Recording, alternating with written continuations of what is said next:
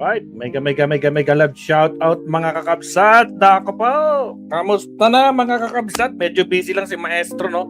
Pero mga kakabsat, Diyos ko Lord, nako po, may kinakabahan na mga garapata mga kakabsat. Tarantang-taranta na sila, no? Bakit mga kakabsat? Paano ba naman sila matataranta mga kakabsat, no? Nabulilyaso ang plano nila mga kakabsat. Yes, bulilyaso ang plano nila, no? Yung pinadalang emisaryo kay Pangulong Bongbong Marcos na close meeting, nakabaw! Denied! Kawawa naman! Humihiling ng closed door meeting itong si Sara Duterte kay Pangulong Bongbong Marcos. Nako po, paano pa naman? Ramdam na, mga kakabsat, ramdam niya. Ramdam ng mga kampo niya. Nako po.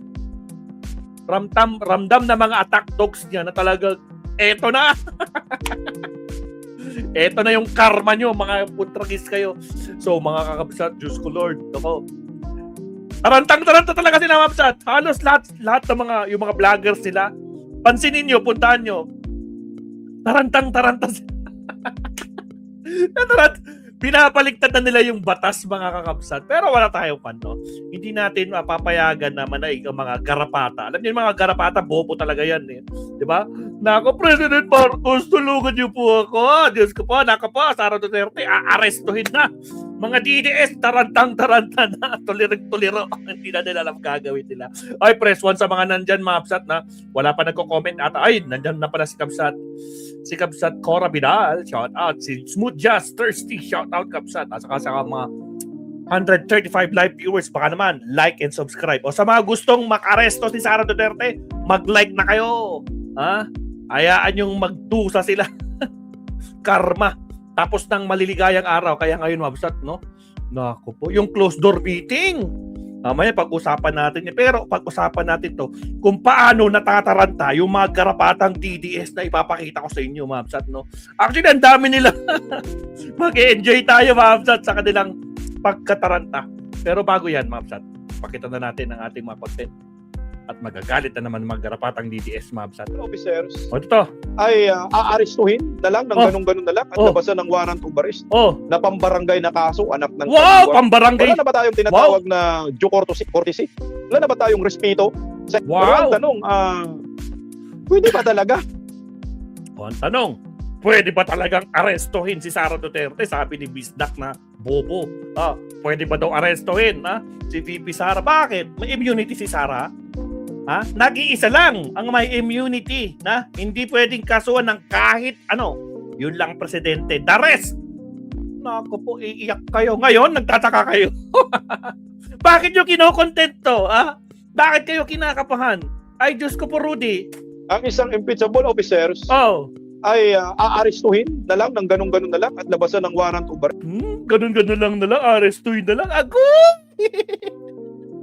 Double time ang mga garapata, mga kakabsat. Diyos ko po, Rudy.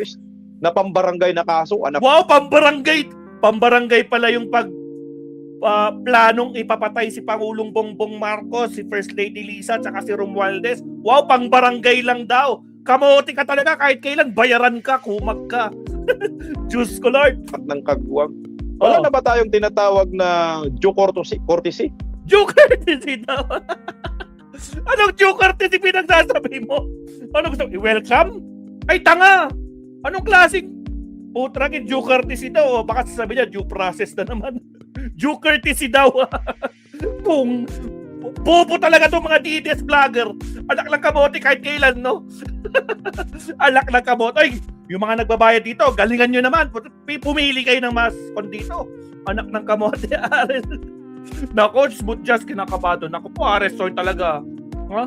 Kaya nga kabado na sila. Diyos ko, Lord Rudy. O, tuloy. Wala na ba tayong respeto sa isang elected officers? Wow! Karespeto nga ba? Diyos ko po, hindi nga kayang humarap, di ba? Bloodbath, pinagyayabang niya. Pag yung impeachment nasa Senado na, yun na yung totoong bloodbath. Asan siya ngayon? Putragis. 4 weeks nang lumipas, 1 buwan na. Asan ng lustay na? Saan yung pinagyayabang na Saan yung pinagyayabang na blood pot? Baka baby bat! Mga kabsat, tarantang-taranta na sila. Kasi paano ba naman kasi, umaasa sila na magkakaroon ng closed door meeting kay Pangulong Bongbong Marcos. Umaasa, no? Umaasa sila mga kakabsat. Subalit, na-reject sila. Tragis. Pagkatapos yung baluharin, pagkatapos yung babuyin, si Pangulong Marcos at saka ang pamilya, Diyos ko Lord, ngayon, nagmamakawa kayo ng closed door meeting. Ayos kayo anak kayo ng kumag, magdusa kayo mga kumag. Okay, tuloy. Lalo na Vice Presidente, na binoto po yan ng 32 million. Yun, pinagyabang yung 32 million. Tingnan natin kung lalabas pa yung 32 million. Tandaan nyo, yung 32 million, kasama dyan ng loyalista, mga bobo. Asang-asa kayo sa akala nyo, DDS 32 million. Anak ng kamotin, hindi nga kayo makabuo ng rally nyo sa EDSA. Diba? Ang huling pwede nyo gawin, makisiksik, makisawsaw, di ba? Makisawsaw sa INC. Anak ng kamote. Kasi yun lang yung chance nyo para dumami kayo. Pero hindi. Hindi kayo dumadami. Palusaw kayo ng palusaw kasi bistado na kayo. Wala nang naniniwala sa inyo mga kumag. Anak ng kamote talaga, oo. Sa mga nag-iyak ang garapata, magsiiyakan kayo. Bobo kasi nyo mga panatiko kasi kayo. Tragis. So maging president, so pwedeng kasuhan na rin si Bangag ng patong. Ay tanga! Hindi pwedeng kasuhan ng president. Ganyan kayo kabobo. Ganyan kayo kabobo. Pati daw presidente pwede na daw kasuhan kasi dahil kakasuhan si Sara, pwede na rin daw kasuhan si Presidente Bongbong. Ang tatanga nyo talaga. Kaya kayo pinagtatawanan mga bobo Nag-iisa lang ang may immunity na impeachment official at yun ay walang iba kung hindi ang presidente. Bakit? Si Sara pa presidente. Nangangarap lang. Kumag, bobo. Anak ka ng kamoting bisdak ka, bobo ka. Diyos ko po. Patong nakaso. Kasi impeachable officers din naman itong hinayupak na mangiwi. Baka pag ngiwi-ngiwi, kayo, umiiyak kayo ngayon. Patragis na Lord Rudy, ibang klase. Wala na mabsat, kabado-kabado na itong mga tauhan, mga attack talks. Mga attack talks sila, taranta na. Kasi ramdam din nila bilog ang bola, di ba? Umikot na. Tapos ang maliligayang araw nyo, mga kumag. Diyos ko po. Bentihan na lang kung ganun. Maging president, pati si Buying yan. Impeachable naman si Buying na yan. Wala na talaga sa... Kasuhan nyo. Diba? Kung impeachable, kasuhan nyo. Huwag puro dakdak. Kasuhan nyo. Yan ang problema sa inyo. Dakdak kayo ng dakdak. Wala naman kayo ginagawa, diba? Kasuhan nyo. Diba? Pinalagi nyo sinasabing bangag. Kasuhan nyo si Pangulong Bongbong Marcos pagpagkabagang niya. Wala kasi kayong prueba. Wala kayong patunay. Naglabas nga kayo ng video, peke pa. Lalo kayo pinagtawanan. Tragis, di ba, Virgilio Orsolino? Diyos ko, ang bobobo talaga, Catwoman ng mga garapatang DDS. Bakit ba napaka-bobo nyo, di ba? Vivian De Vera, ang bobobo talaga nila. Diyos ko, Lord, hanggang ngayon, naniniwala silang 32 million sila.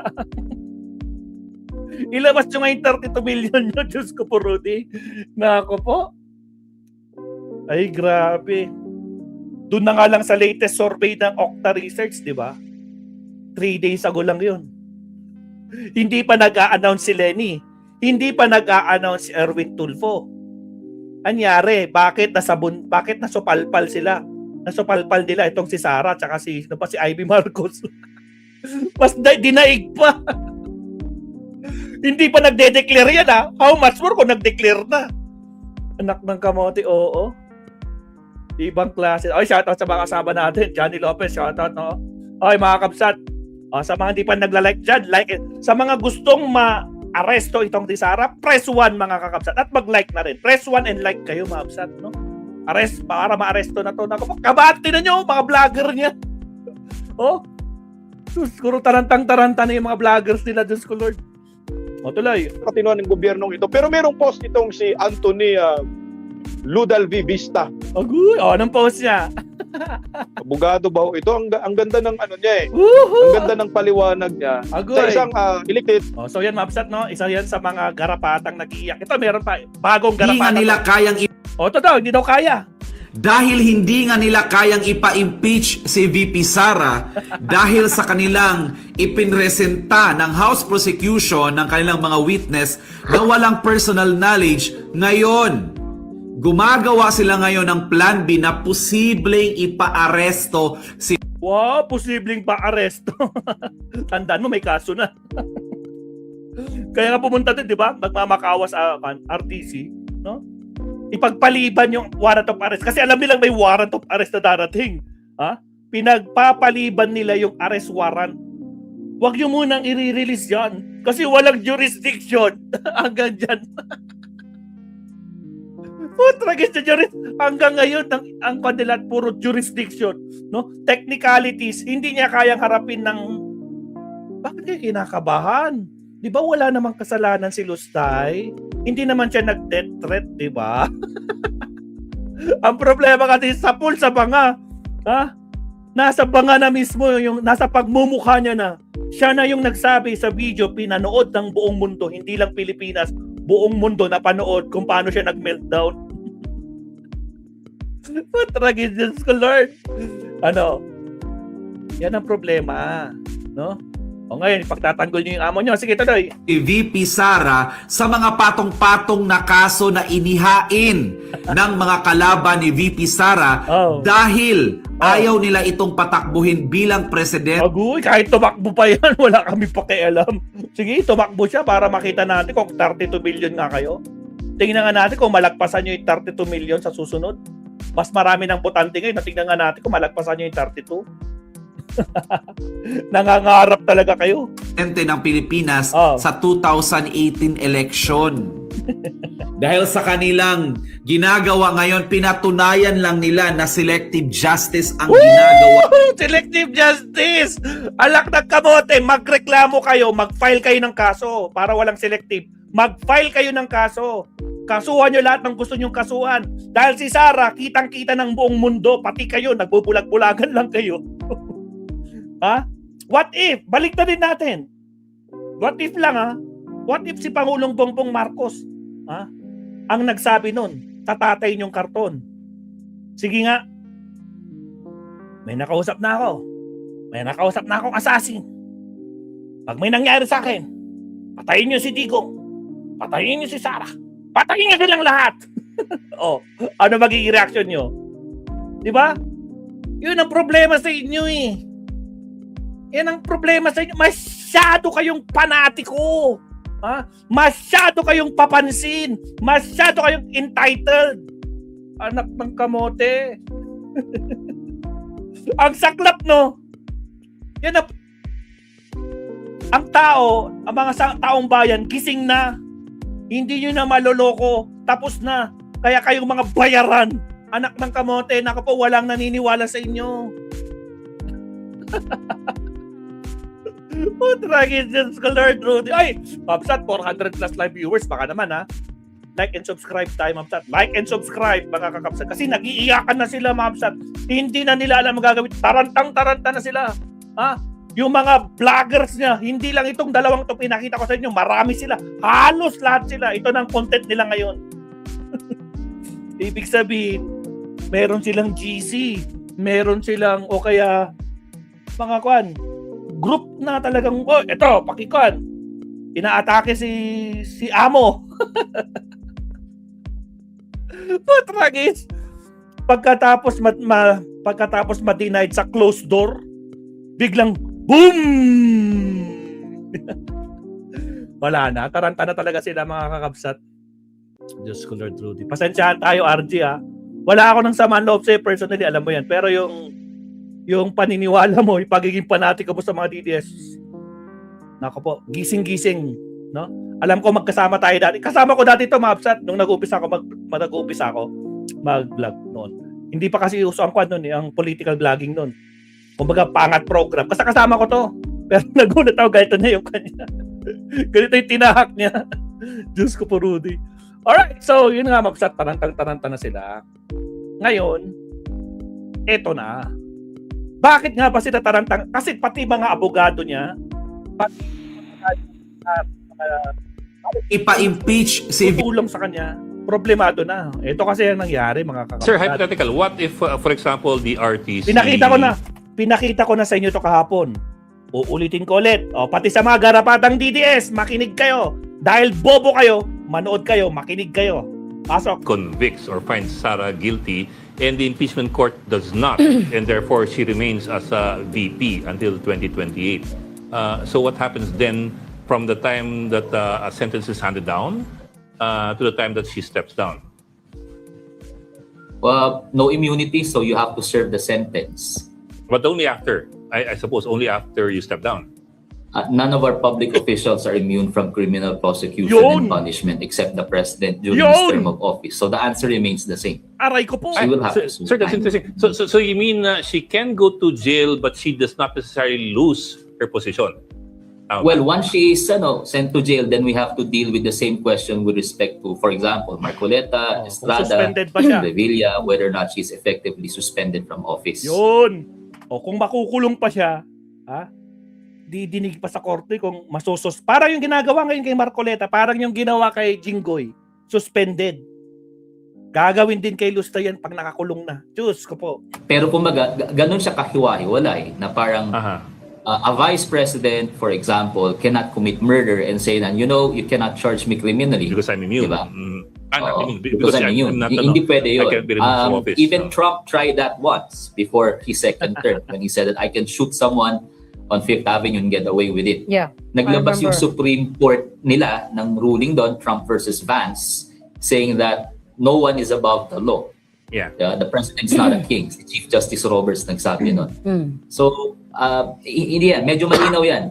Kahit high official ka, kahit impeachable official ka, hindi pwedeng mag-commit ng crime. A crime is still a crime. Ang nangyayari lang, if you're the president, you're immune while you're Yes, in sir. office. Hindi namin bumaba ka. But if you're, for example, a VP or a justice or so on Pwede the na. line, you can still be sent to jail, pero ibang tanong pa yung whether or not you can be stripped of your office because you have because you're an impeachable official. Tama ba? Am I getting right? Yes, because magkakahiwalay na tanong yun, di ba? The criminal prosecution deals with deprivation of liberty. Yeah. You can go to jail. Whether you lose your office, that's part of the impeachment. Somebody has to file an impeachment for you to lose. Okay, that's interesting. Interesting scenario. Dahil akala namin, dahil impeachable offense ka, after na lang term mo, Mag-intayan. tsaka ka pwedeng ikulong. Ibig sabihin, Well, during your term as Vice President, hindi ka pwedeng ikulong dahil impeachable ka. But Yun ang akala ng karamihan. Dahil Vice President ka at impeachable officer ka, pag natapos lang yung termino mo, saka ka lang pwedeng kasuhan. O kaya pwedeng ipakulong talaga. Pero baligtad ang nangyayari, mga kakabsat. Diyos ko pa, Rudy! but hindi ka immune from suit. Ibig sabihin, pwede kang kasuhan, pero yung Pwede kang makulong. pero yung punishment ay after na lang term mo as Vice President. At least yun yung akala namin. Well, her lawyers or any lawyer, for example, of a Supreme Court justice can certainly ask for a deferment of the service of the sentence as part of the criminal proceedings. Diba? But definitely, that kind of automatic accommodation with respect to criminal law is only given to the president. Only because of the presidential immunity. And we cannot afford to extend that to other public officials. Masyado madami yun. Yeah. Masyado madami yun. That's too much. Yeah. Remember, presidential immunity exists only because, according to the Supreme Court, the president is too busy steering the ship as the captain of the country. So, we weighed the scales. Mas importanteng may leader tayo kesa to make him Tama. serve his time. So, in the meantime, let's suspend him from serving the sentence. That rationale will not apply, for example, to a Supreme Court justice. Why? 15 sila eh. To a vice For the president. VP. Why? Yeah. The vice president has time. no official function.